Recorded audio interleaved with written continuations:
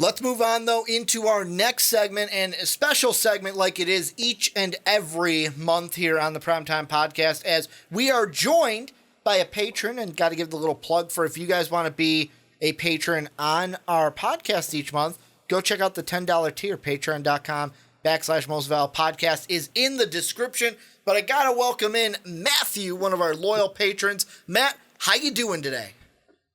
I'm good, guys. How are you guys doing? We are doing great. Just talked about quarterbacks for the NFL draft. Now we're diving into a little bit of the NBA draft. And the topic that Matt brought us today was basically the NBA draft.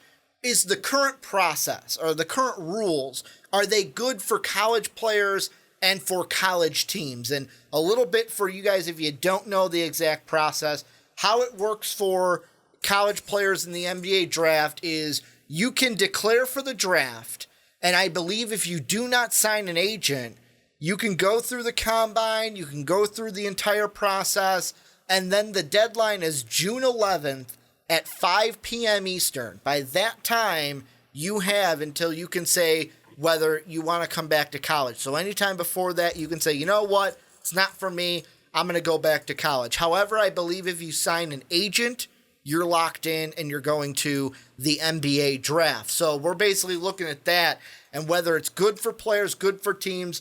Matt, I'm going to let you start. You can talk. You can decide whether we look at players first, teams first. What do you think about this process? Is it good or bad for college players and teams?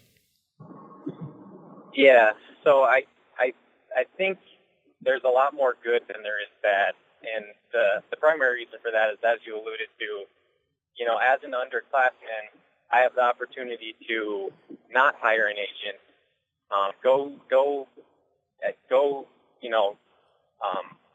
compete in front of these NBA scouts, get feedback directly from the people I'm trying to impress, and then, you know, decide whether that's the opportune time for me to leave and go get drafted, or alternatively, you know, set myself up better for the following year by taking their advice and taking it to heart and working on things. So I think for that reason, for the players anyway, it's a really good opportunity. It's a good opportunity for the players, yes. I think it's nice for them to be able to go and, like you said, you know, they get a really good evaluation from, you know, scouts and teams and stuff like that on where they believe they're going to be, and probably the things that the reason why they're going to be there. You know, what kind of someone looks at them for. Here's your kind of your positives. Here's your negatives. Here's the things that we'd like to see improve from you. But I don't necessarily feel like it helps the college all that much, because you are now acting as though, okay, you guys have split. You've separated. You've declared for the draft. You're no longer and coming you're back. no longer coming back, supposedly. But then you go and you're like, I'd like my draft stock to be higher after you go through this whole process. The school thinks you're not coming back. You don't believe you're going to be coming back until you're going to be drafted 20. Like, I don't want to go 20. I want to go 12. I know I can go 12. Okay. I know I can go 12. I'll go 12 next year. I'll go back to school, and I'll get it done. Next season, we'll have a great season. I'll work really hard. I'll make sure that I shine, and I'll be going 12. I don't like that. I don't like that for the school side of things. Now you look at the NFL. You leave. Bye. You're gone. You're gone. And that's known. You're not going to be coming back. So a school can truly move on and go in a different direction, and that's how they can set up their recruiting and everything like that. They're recruiting to fill your spot. Not to say that in the time that you leave, now jumping back to the NBA, you leave, you go, and declare for the draft, and then within that time, it's not like they're going to just find your replacement right away. I get that. But they've already started the process. They've started the process before you even left to declare for the draft, because you are in conversations that you most likely are going to be earlier in the season. So I think that becomes a little bit of a headache or hassle, or could become a bit of a headache or hassle for the team. It is a huge plus for the player. But again, I almost feel like it should be kind of one set rule or one set guideline across the different sports, that this is how it's got to be. You can't just jump ship, find out, maybe next year's better, and then come back. Because if you can do it in one, why can't you do it in another? That would be my question. Well, and the thing that I look at is, and this is kind of two things. First off is we've got an example of this, like Luke May, the junior from North Carolina. Today, it was reported he's declared for the draft. However, right after it says won't hire an agent. So basically, you can assume that Luke is going to go through everything. I'm going to predict it right now. He'll go through the entire process, probably not like where he's going to be drafted, and he'll be back at North Carolina next year. Just wants to go through the process, though, see where he is, like Matt said, playing for an NBA scouts, you never know if you're going to get a chance to wow someone just by playing in front of them.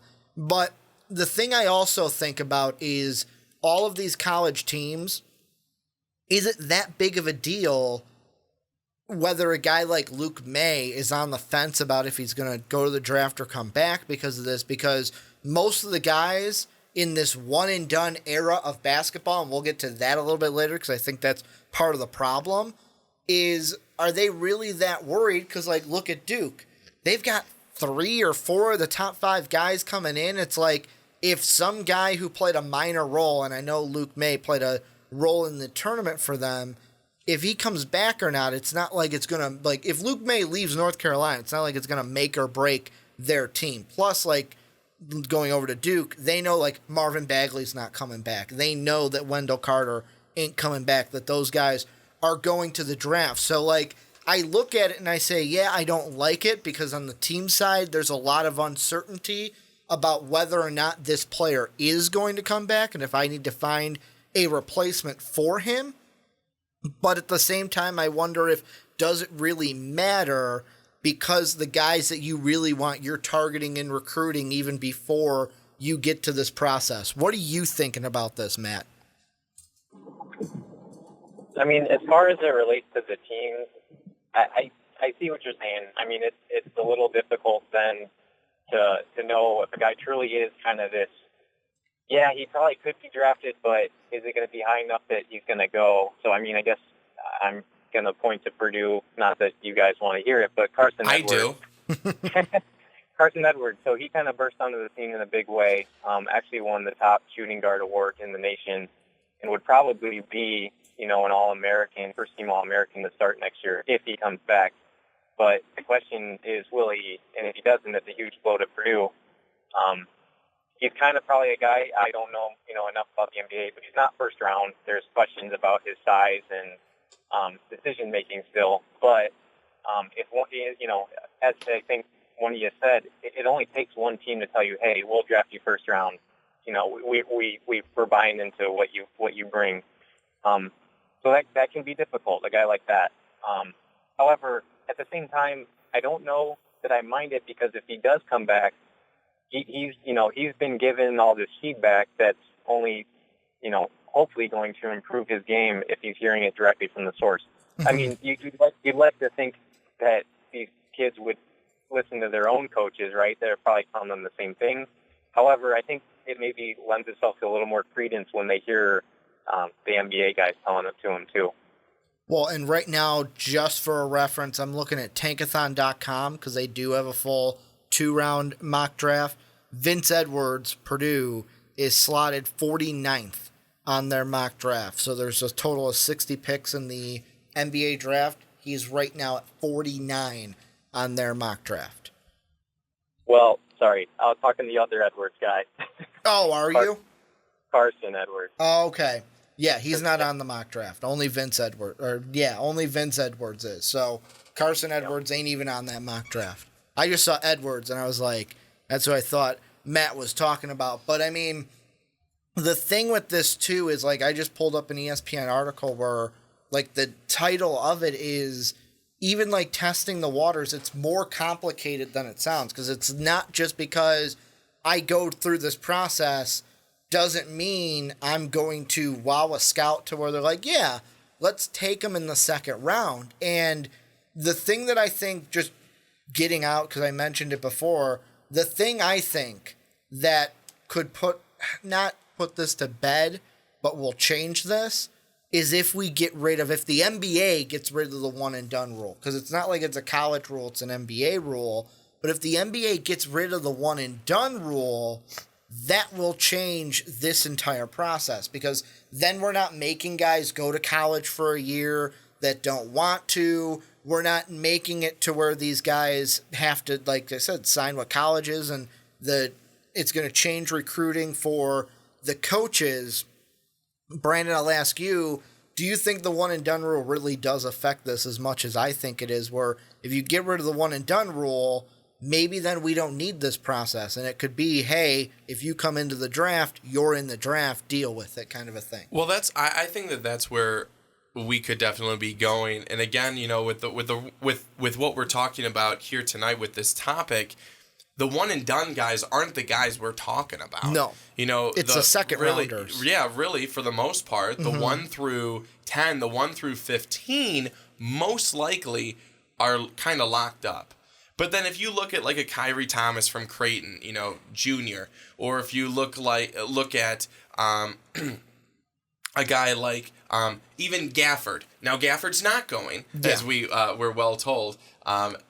He's from Boise State, I believe. He's not going to the draft. He was thinking about it. He didn't end up going, but it's for those guys. It's for those guys to be able to go test the water, see where they're going to possibly be at, and then if they like where they're at, they go. But if you get rid of the one and done, which is again your top for a lot of them, your top 10, your top 12, you could do away with kind of that. This whole thing. You have to stay for 2 years, and then now you can go. I think that we'd see a little bit less of this. Go test it out, come back. You did college. You did your college. You did your 2 years. You're done. Then you can go and you're gone. I think that we'd see a little bit more of a simpler, a more seamless type of process. And I'm not saying that we are. I'm not saying that we're, DeAndre Ayton's not going, am I going to be 2? Yeah. I really wanted to be 1. That's not happening. It's more for, like we said, and I mentioned, guys later on in the draft. But if you do away with the one and done, and you say, okay, that's not going to happen, but you say that they're going to have to be in school for at least 2 years, they're set there, I don't see us having to have as big of a discussion about this, because we already know what's going to be happening. So what I have right now in front of me, and after I do this, I'm going to come right to you, Matt, so be ready for this. So I have the list of last year's early entries. So the guys that entered the NBA draft and then can pull their name out of it. Guys that I am looking at. So these are guys that were last year declared for the draft, but then we saw again this year in college basketball. You have guys like Raleigh Atkins. We saw him this year. You saw guys like Joel Berry. He was in college this year. Guys like Javon Carter. There's also Hamidou Diallo. There's guys like Vince Edwards, because he's in the draft this year. You've got guys like, going down, Isaac Haas. We've got Justin Jackson from Maryland, although he didn't play this year because he got injured. But that right there is like 6 guys, and I'm not even halfway through the list of guys that even declared last year. Mikhailuk from Kansas was on this list. That's another one that we saw this year. Those are guys where it's like, all right, they declared last year, they went through this process, but we still saw them this year. Mo Wagner, who declared this year, he declared last year, did the same thing, exited early, and we saw him this year in college basketball. So, I mean, is it really benefiting, I'll ask you, Matt, is it really benefiting anyone in the end that the one and doners are declaring and going, is it truly benefiting these players? Like I'll say Mo Wagner, declared last year, came back, now he declared again. Is he going to just come back again? Like, is this truly, in the end, like, oh, it's good for the players, but is it truly benefiting anyone in the end, in your mind? I think it is situational. I mean, I think if I saw it correctly, I think Wagner did actually hire an agent this time, so I think he is. But I think his case, yes, it did help because look, he was the star of the team this year, right? He kind of got all the attention associated with him in that championship run. He was the big force, right? Mm-hmm. Whereas last year he was kind of lost a little bit in the why can't I think of their point guard? You're talking about last year? Yeah, Michigan's point guard. He was really Walton. Yeah. I was like, it wasn't Abdul Rahman because Abdul Rahman was back this year. Walton and then Wilson, they were kind of a bunch of studs on that team, and he kind of got lost in it, whereas this year he got to be the standout. So I think a guy like him, it did help. A guy like Isaac Hosto, I don't know. I mean, I think part of that might just be that there's so many questions about him no matter what and where he fits in the NBA that I don't know that it does benefit him. I guess one thing I wanted to throw into this real quick is, will this system get broken by guys that have no business declaring? And I bring this up because this actually happened. There's no way in hell you guys have heard of No Gel Eastern. No, you're right. Yeah, exactly. He's a Purdue player that played about 10 minutes a game and was the backup point guard. And believe it or not, he declared for the draft last week or so. Okay. So everyone and their mother knows that there's no way he's going to be drafted. However, the more I thought about it, I'm like, what does he have to lose right now, right? Mm-hmm. I mean, yeah, he might not get a workout. He might not get that much attention. But at the very least, he's going to learn maybe a few things that he otherwise wouldn't have known. And there's legitimately no bad that comes from him. But I wonder if that starts to become a trend where these guys that have no business declare. At some point, does the system break and people are like, okay, we're like you said, we're getting rid of this. You're declaring without an agent. Either you are or you aren't, and you're done. Well, I think that's a great point to bring up because I feel like that's, like Ricky had mentioned earlier, most likely your coaches are already telling you some of these things, or you would have liked to have thought that they would be listening to their coaches on that. But, is he going because he wants the NBA, scout perspective of, okay, how can I be better? How can I not be the backup? How can I become the starter? And what is it that I'm going to have to do? Work with me, help work with me. But really, how much can they do outside of saying, okay, this is what we see from you? I mean, they can't be in his everyday, skills and drills and stuff like that. They can't do that. So what does he think he's going to find there that he truly has not found with his coaches or other? I guess I want to say, team officials and stuff like that. That would be my biggest question. Like, you can't. It's not like they're going to be going through every drill with you and saying, okay, this is how you're going to be the starter. That's not going to happen. This is what I think, and this is kind of a negative view of it. In this situation, me looking in, I would assume you're not going to get drafted. You know that whatever the scouts tell you isn't really going to help you get into the draft. You're just going to be in the draft process just to say I went through the NBA draft process. Because if it was me, like if I was on a college team and I could do it, why the hell not? Why not go through the NBA draft process just to say, hey, I was an NBA draftee. I didn't declare for the draft end because it just wasn't right for me. Like, you could pull that card.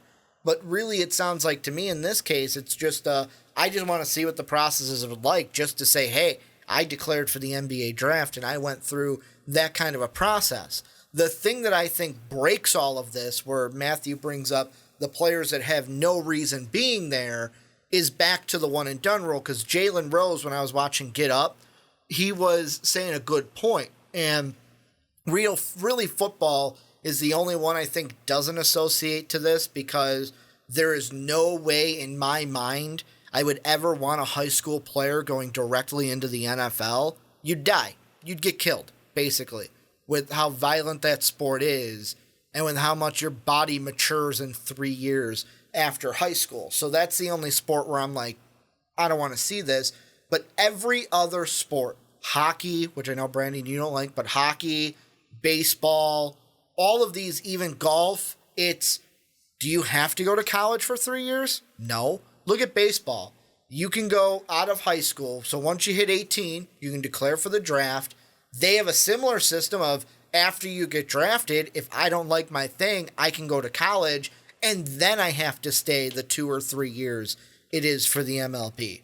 But I still get that 18 years old, I can come in and go through the draft process at 18 and then have this kind of choice that the NBA is doing. Golf, you can start even, there's amateurs and stuff that start before 18 in some of the pro-ams. Whereas hockey, it's also 18. If you're good enough, I think it was Patrick Kane was 18 when he was drafted by the Blackhawks. So it's like, why is basketball the only sport? Because I'm pushing football out of the way. Because in my mind, maybe you guys disagree with this, I don't want that to ever be a high school to NFL type of thing. But like with basketball, I think if we get rid of the one and done, we go more towards that once you're 18, you can go to the NBA draft, or once you graduate high school, you can go to the NBA draft, that it will get rid of this, and it'll obviously get rid of the one and dones because they won't be there.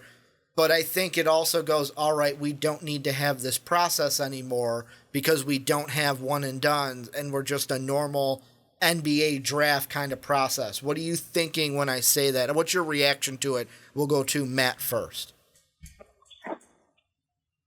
Yeah, I guess the more we talk about it, I think that's probably going to be the way to go eventually. Just seems like the right path. I think, like we said, I don't think it's happened yet, but I think maybe the current system is setting itself up for failure, or not failure, but it's going to inconvenience someone. If it isn't already. So yeah, I think you're probably right in terms of where we might head in the future. Well, and I just think, like you mentioned, the player from Purdue that only did 10 minutes. You're basically wasting the scout's time then, because it's a guy who you know is not going to get drafted. Like, yeah, it's one of those things where you want to be a good person, and it's like, oh, I want to help everyone who's there. But at the same time, it's like, dude, you know you're not going to be drafted. Why are you wasting my time? Why the hell are you wasting my time? But we'll go to Brandon first because we just went from Matt. Final thoughts on this. We'll go Brandon, then we'll go Matt, and then we'll close this thing up. Brandon, what's your final thoughts on this whole topic? Well, I think I have thought for a while with NBA's one and done rule that it needs to go away, and I think that it would be better for the college athletes, the teams in general. I feel like it would create a better system than what it is right now. I think that it would be, I feel like it would feel more comprehensive. I feel like the players would get more out of it. Again, I understand that there's some they want to go for 1 year. They don't do school. I get it. A lot of times they literally went to that school with no intention of school. But you have to, I feel like even if that's not your intention, and your intention is just basketball, you still are going to grow and get better than on that team. And you still have that extra year. And no one's getting a leg up on you if this is how it is across the board. And I feel like if they fix that, then it will trickle down to be able to, I don't want to say fix this, but make this a little bit better. And I think close some of the, I don't want to say it's a loophole, but on something like what you brought up, Matt, Joe Schmo, who's on, any random team that doesn't get a lot of playing time and is, trying to declare for the draft. No, you can't do that, buddy. I mean, we like you and all, but no. So I think that it's going to have to start before this process is dealt with. I think we're going to have to look at the one and done rule, deal with that, and then we'll deal with this. Matt, what are your final thoughts? Yeah, I pretty much agree. I mean, I think, like you guys have said, you can kind of trace it, at least some links to the one and done. and that'll help in a big way, kind of with how the current system works, and it just comes to a refinement at that point. However, I will say I don't necessarily blame players for taking advantage of it right now while they can. I mean, like I said, I don't know that there's a whole lot to lose, so why wouldn't you? So you're right. I mean, I just want to point. You can't blame the players. I mean, you can't blame the players at all. If it's open to you, yeah, you should be able to go and do it. But I guess I'll go more to Ricky's point of you're more wasting the time on the other side if you're one who's definitely, like in the situation that you brought up, Matt, that we all know, everyone, and they know that that's not going to happen. But for someone like, let's say, a Luke May in that other situation, who knows? Yeah. Maybe he cracks the spot where he's going to find himself to be drafted at some point.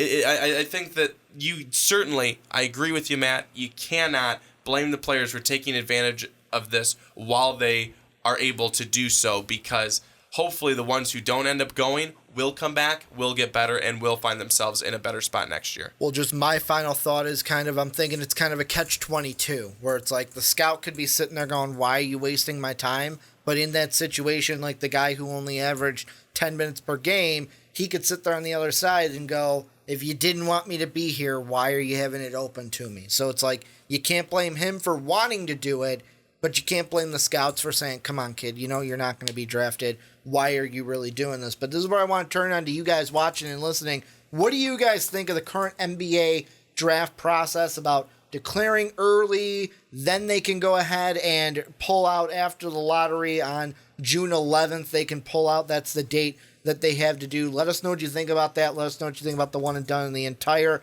NBA process. Want to thank Matt for joining us for this one. Love all of our patrons each and every month who come on the podcast, help support the channel, help make these podcasts as the best, basically, that they can be. So, Matt, a thank you for you, and we love having you on the podcast. Yeah, thanks a lot, guys.